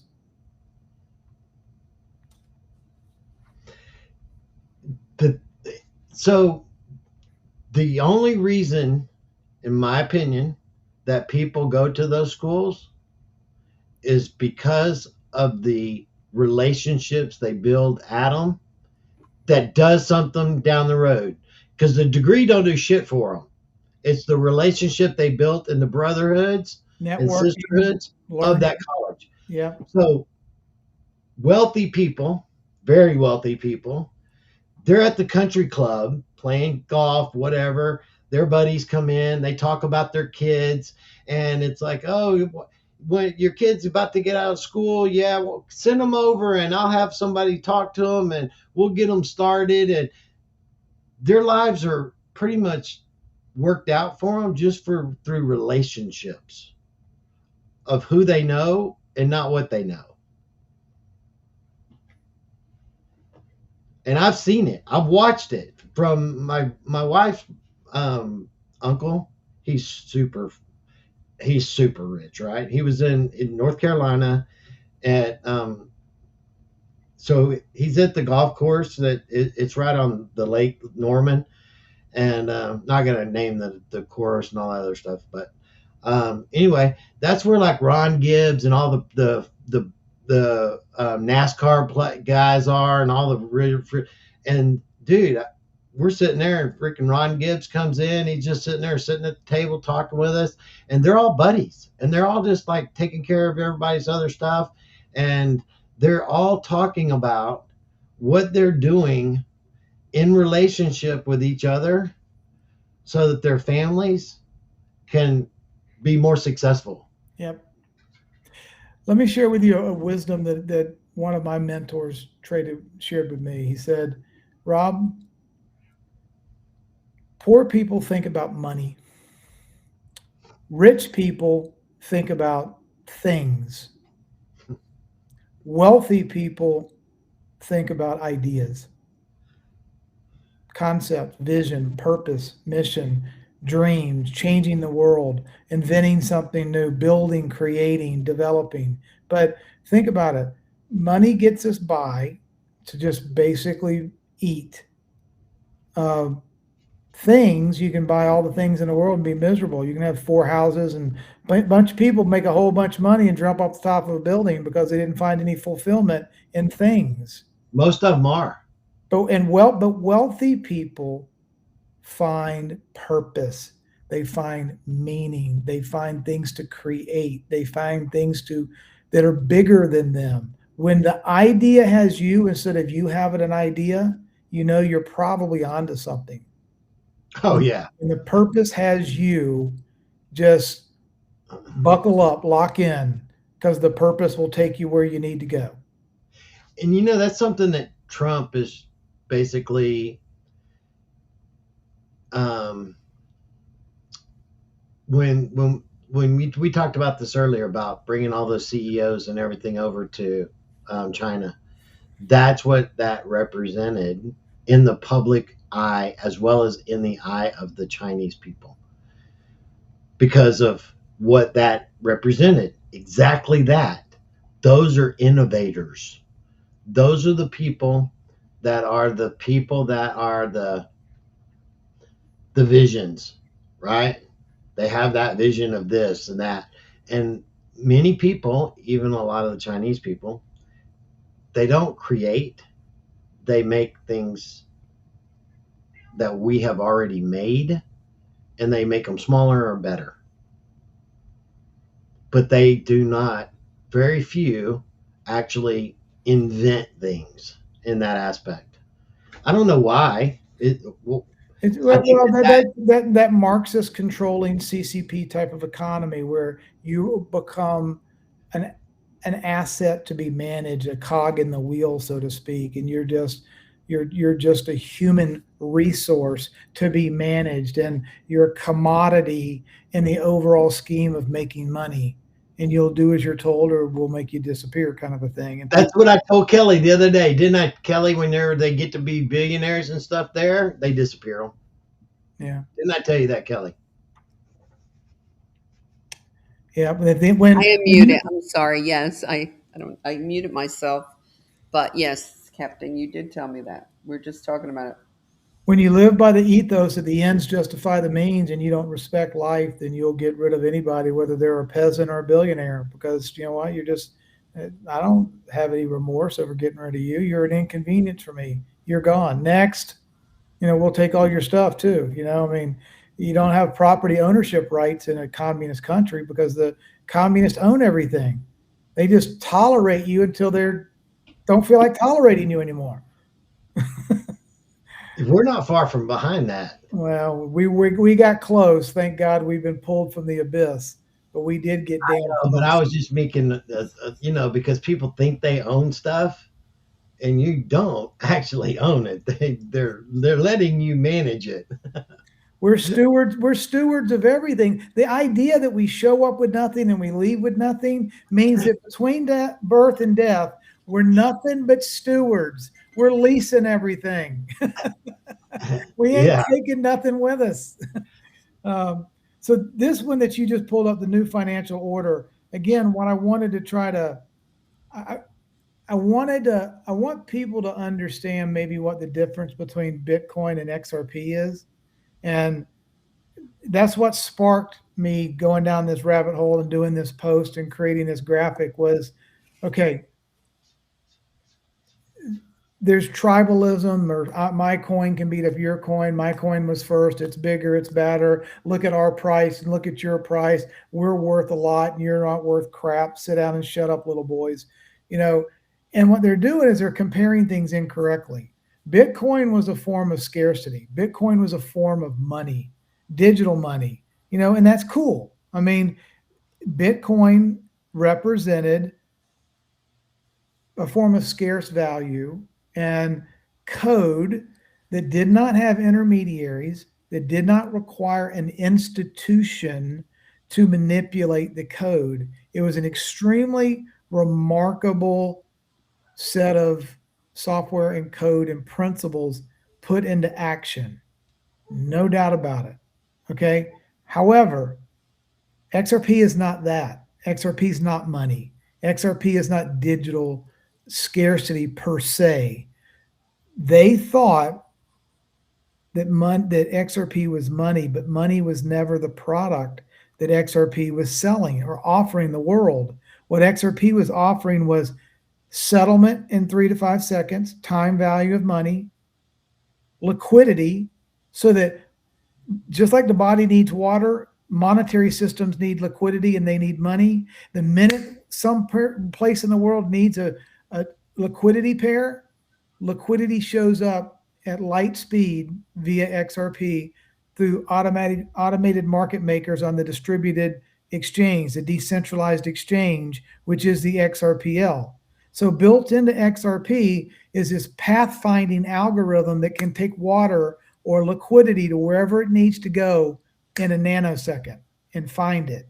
So XRP was settlement speed, its liquidity, its interoperability without an institution being required. It lets a dollar go to an XRP to land in Japan and offload as a yen with no institution in between, no custody in between, no fat fingers in between, no 5% in between, no Jamie Dimon in between, no Federal Reserve in between. It's a mathematical code that allows interoperability the world over without a third-party interloper involved in that interoperability. The XRP patented technology replaces the institution. Now we don't have to have the next world reserve currency country. The world reserve currency is called interoperability, which is built on math, and everybody can inspect the math. So what we're replacing the Federal Reserve System and the BIS and the International Monetary Fund and all of these NGO centralized entities with is decentralized interoperability, not another institution. And then lastly, trustless verification. I don't have to trust you. You don't have to trust me. I don't have to trust the Treasury. I don't have to trust Trump. I don't have to trust the IMF. I don't have to trust anybody. Let's go to the ledger. Let's check the score. What does it say? What's the truth? Did I send you $100 or not? Did you get it? Yes or no? It's on the record. It's off the record. It's A or B, true or false. This is a system of trustlessness on an immutable ledger that can't be changed, that records truth every second, 24 hours a day, 365 days a year. So what the product of XRP is not money. It's protocols and principles that guarantee an honest monetary system that can ensure with a high degree of likelihood peace on earth happens, because everybody's not stealing from each other. They're not all trying to see who can be the bigger, better liar, who can kill who for more money, who can be the greater deceiver and liar and asshole. What XRP does is put trust, a verifiable truth, trust, speed, liquidity, and honesty on the table, and everybody can adopt it. Everybody can hold hands and agree that we're going to set these principles on the center of the table, and we're all going to honor these principles. Now, China go be China, Russia go be Russia, Italy go be Italy, America be America. We're just all going to interoperate based on protocols, not on institutions. That's the difference between XRP and Bitcoin. Bitcoin can't do what XRP can do. Just can't do it. Yeah, and the utility of what that gives you is just almost immeasurable versus something that has no utility value at all. I mean, none. It's got a value of scarcity, but its utility is that there's a limited supply, and it can, just like a baseball card or a Model T, it can go up in value. Right? There can be supply and demand, and I really want that Babe Ruth baseball with a signature on it, and it can go up, but it doesn't provide those other four attributes that I just spoke about. Right. Yeah, and so that in itself doesn't bring overall value to a system. It brings a value to an individual. Right. That's about it. Right. And that is also speculative. So that in that sense, it can go way up in value or go way down in value very quickly, which we've seen it do, just because of that very thing as well, right? Human emotion can make it swing like crazy. What XRP does, Captain Kyle, maybe the most concise way I can say this is it codifies truth into the monetary system, which we desperately need. And it's not optional. You can't opt out of truth. A cover charge to get onto this ledger is transparency and accountability. And if you don't, why do you have to have transparency? Because without transparency, they can't run the calculations, and they can't let your yes be yes or your no be no if they can't see all the variables. So if you're not willing to go onto the ledger with full transparency, you can't come on the ledger. It's like you ain't got $20. The bouncer's not going to let you in the damn bar. The cover charge to get on the ledger is you have to comport or conform or submit to transparency and accountability. Because once you're transparent, then they can measure everything. And once a transaction happens, then they can ledger everything. Once they've ledgered everything, now it's verifiable forever. And it holds people accountable. So transparency, math, ledgering, accountability, verification, and accountability. You can't have that entire suite of protocols if you're not willing to be upfront, transparent, palms up, let everybody see what. Now, transparency does not mean no privacy.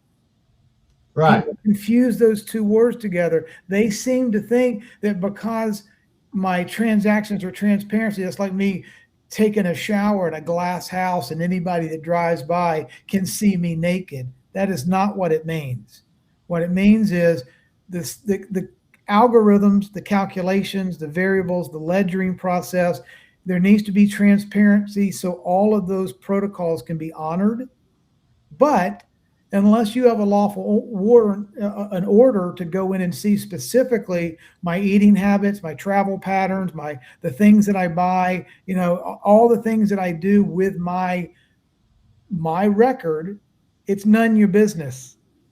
And you don't get access to it unless I let you have access to it. And the only way governance can take place is if my wife turns up missing, they want to know where I was for the last 7 days. They get a court order. They want to see, was I out buying shovels and rakes and ammo?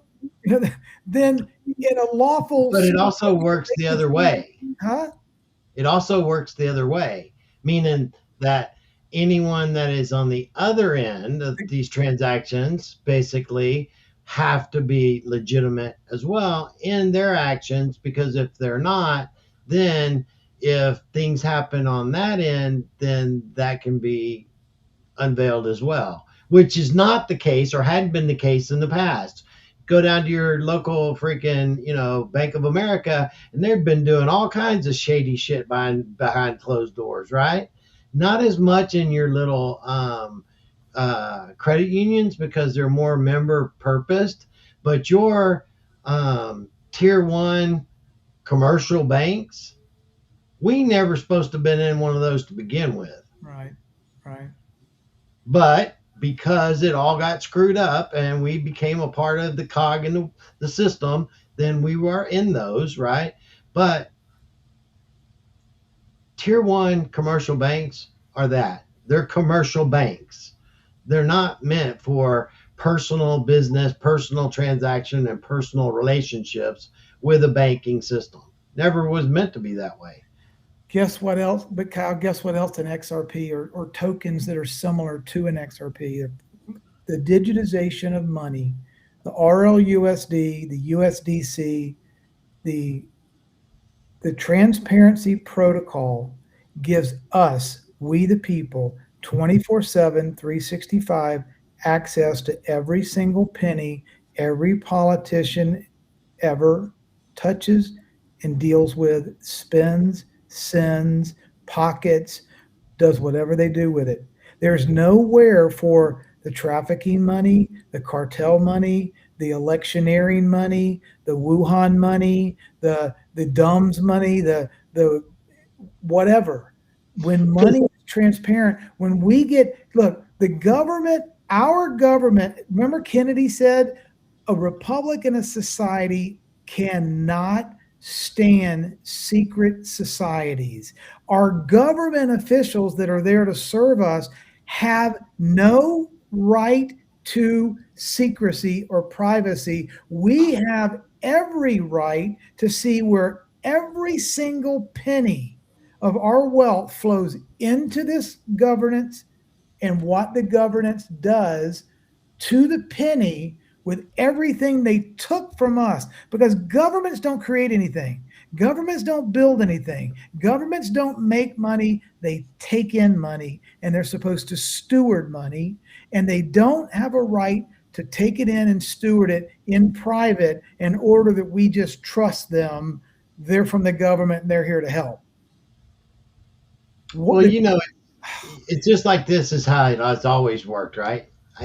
I've been in big, business deals, and it's like, okay, this is a relationship with a person that's supposed to be on the up and up. You're not supposed to be able to bribe this person or whatever, but you're looking for the contract, right? And it's like, okay, then you got a brother, you got a sister, you got an uncle, something, right? And he's like, yeah. And, okay, well, if I take a, $10 million contract out with them for something that I'm renting as far as a service for $8 million in actuality, but I'm going to pay the 10, then you can assume that other 2 can be given to you, but I'm not actually giving it to you. I'm actually spending it here. And then if it gets caught up in the situation that I actually spent $10 million on a contract that I should have only spent 8 on, right? Oh, my bad. I got screwed. It's always been that way. That's how it's been, right? And this, by the transparency, makes it even harder for them to do things like that. Because that's how it really works, people. It really does. It's like they don't make money themselves. They do it through their family, their wife, their kids, their brother-in-law, and everybody else in the family. And that's where the money goes. But it comes back to Big Papa too. But it comes from them through them. And that's how the system actually really works. And that's what people have to understand on how that system works, so that you know what to look for, right? This is dark to light, baby. So, Rob, I know you have to leave soon, but maybe one last thing we can or I can ask is for the people that are asking, where are we standing with our XRP? I know you're on top of that top level. So, with the Clarity Act, uh, what's the movement, and what is your opinion of where we're standing with that? Well, it's a great question. Again, I think, clarity is, to me, it's opening the gate to the Kentucky Derby. The horses start to run when Clarity Act is signed. We'll more than likely see price before law. What does that mean? We could see a full Senate vote. Get 60 votes, and it's got to go to the House, and they'll vote on, the final version of the Clarity Act. They could vote on it on June the 11th, and President Trump could put his signature on it on July the 4th, just because they pass, or he could sign it 5 minutes after they pass it. But here's the point. If he was ceremoniously, for whatever reason, for posterity's sakes, for history's sake, so that 300 years down the road, people know what happened on the 4th of July and what he did and what he signed, and there's a big, beautiful signature on the Clarity Act, and everything happens big time. Let's say that the law gets passed June the 11th, June the 18th, and we still got to wait a week or two for the signature. We might very well see some massive price movement from family offices and sovereign wealth funds and super wealthy people that are going to go and try to buy up whatever they can get on the public exchanges, right? The limited amount of supply that might be available on Uphold or Kraken or Coinbase, or, if it gets to $3 or $4 or $5, there's going to be a lot of people that go, okay, I'll sell mine now. I got in at 2, and if I can get to 4, I'm out. Right? So they're going to want to cut their wrists whenever it finally gets to where it's going to. Right. So my point is I can't give Kelly a rate or a date, because it would be absolutely dishonest on my part. I don't know. I'm not at the table. I'm not read into the script. I don't know if we're going to have 50-year gold bonds that Judy Shelton promotes. in July 2027, or October of 2026. I do believe we're going to have, sound money, sound treasury, sound money, our own republic monetary system. And if we have anything in the Federal Reserve, it'll just be a suite of services and buildings that are turned into museums so people can go see what it used to be like in the old times. But I don't think there's going to be much of a role of a non-governmental entity that was founded and created and run by the proprietors of the City of London, operating inside the District of Columbia, trying to tell we the people, the Treasury, and the President what the hell to do. I don't see them having a role anymore.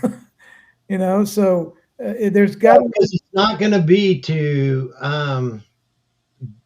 actually function as a monetary control apparatus, which it was in the past, right? it's That's going to be a thing in the past. it's architecture. It's a Yes. truth-based protocol architecture that the whole world is going to run on. No, I'm saying the old. Yeah, the old was designed to be a control system and a wealth extraction system. Yes, that was basically, that's what I was talking about. That was there specifically for that purpose, right? And that won't exist anymore. And because of that, it won't have a functionality in the new system. Correct. Because that's what it's, if you ask the Federal Reserve what is their job right now, and that's to basically to control the monetary financial system of the country. Let me put it in layman's terms. They decided it'd be a really good idea. Why don't you just stop doing that pesky thing, Treasury, like managing the money? Why don't you let us create it? We'll lend it to you, and you pay us interest. We'll manage the money for you, create it out of thin air, give you the Federal Reserve debt note. You pay us interest on that. Oh, that sounds like a good idea. Why don't we do that? That's the deal they've made. Yeah. We will take over responsibility of creating the money system and managing the money supply and letting you guys have a credit card that never has a limit. You can spend for the rest of your life. Don't worry about the details. We got it. We'll just create the money. You pay us interest, and y'all spend away and spend 40 years in office if you want to, because you got an unlimited checkbook. So tell me that they didn't have crack. Tell me they didn't have crack back then. Because they're a bunch of crackheads to be able to do something stupid like that, right? Or corruption. They worshipped they bend the knee to ball. They just made a deal with the devil. I mean, I know, but you know what I'm saying. I do. Hey, brother, we're on the same page. All right, Kelly, you got anything else for this superstar before we get out of here? Yeah, that's it. I enjoyed the conversation so much, and I think the audience did too. So, Rob, thank you for joining us. We really appreciate it. Thank you for the invitation. I really appreciated it too. We're under 7 weeks, folks, before the big day, the big 4th of July. How about this? I'm going to leave this on a high note. Capt Kyle, how about, I had friends up at the mall on Sunday, and they were watching the ceremony, and we've seen the pictures of them cleaning up the reflecting pool, taking all the water out, and they just happened to be painting the bottom of that reflecting pool, this gorgeous, like American flag blue color on the bottom of the pool. Now, I'm sure they won't find any room for like a red patch or white stripes or stars or anything on the bottom of that reflecting pool. But wouldn't it be really cool if that was crystal clear water with a Patriot blue base and an American flag, a long American flag underneath the base of that reflecting pool? And instead of an obelisk, what if they were to just chop a little of that top off and maybe put a cross up there instead of an obelisk? And then at night or the sunshine, when the shadows reflected from behind that cross, the shadow went down on the reflecting pool over that big, long American flag at the bottom of the reflecting pool. Mm-hmm. How beautiful would that be? Oh, perfect. It would change the perspective of that demonic ass skyline. Yeah, that would be beautiful. because it is a demonic. It is a demonic place. It was set up that way. It Just plain. absolutely was set up that way. And if we are rededicating America to God for 7 weeks, we are rededicating the Republic of America to one nation under God. The least we can do is put a cross in Washington, D.C. We're no longer a corporation. We're no longer owned by the Rothschilds. It's our country. We can do whatever the hell we want to do. And if President Trump can build a ballroom and paint a reflecting pool, he can sure as hell put a cross up where an obelisk used to be. So wasn't that awesome? Him out there doing like taking questions and stuff while they were doing construction out there, and all the noise and the banging and everything in the background and stuff. He did that shit on purpose, just to piss. He is the goat at trolling. I was laughing so hard while he was doing that. It was just great. All right, Rob. I enjoyed it, big dog. Thank y'all. Thank you. Mean it. So good to see you. Great. Many thanks to your audience and all the kind words and all the nice comments. Really appreciate Yeah, it. and I've posted your website, your X account. Y'all give Rob a follow if you're not already. I know most of you probably are because we post him all the time. But yes, And it definitely was give him a streaming follow. to your X account. I did. I set that up on my end. Yeah, And definitely. everyone, for the record, please know this. I will never reach out to you. I'm not selling anything. I'm not endorsed. I'm not sponsored. I don't have classes. I'm not offering gold or silver. I don't have digital wallets if anybody tries to reach out to you as if they're me, it ain't me. That's absolutely right. It ain't me. Okay. So please don't take the bait. Please. Yes, I same don't with reach us. out to nobody, and I don't actually respond to nobody either. I just don't. This is Now, what I kills do me respond to everybody that messages me, but I will never speak to you about your finances ever. So, because I don't. don't interact that way on purpose. Mhm. Because I keep it all in the public space, and if I'm not in public space, I'm not there on purpose. So That's a great. Too many scammers. That's a good business practice. If I have a genuine question and people are truly looking for edification or clarification, they want to know. So I'll do my best to try to answer people, and I'll like them. And if they give me a nice comment, I'll try to thank them. But again, there's never an outreach to sell anything No. ever. I heard that. All right, Rob, be good, brother. Enjoyed it, and good night, everybody. Thank Good you. night. Good night. Rob, stick around a sec. I just need to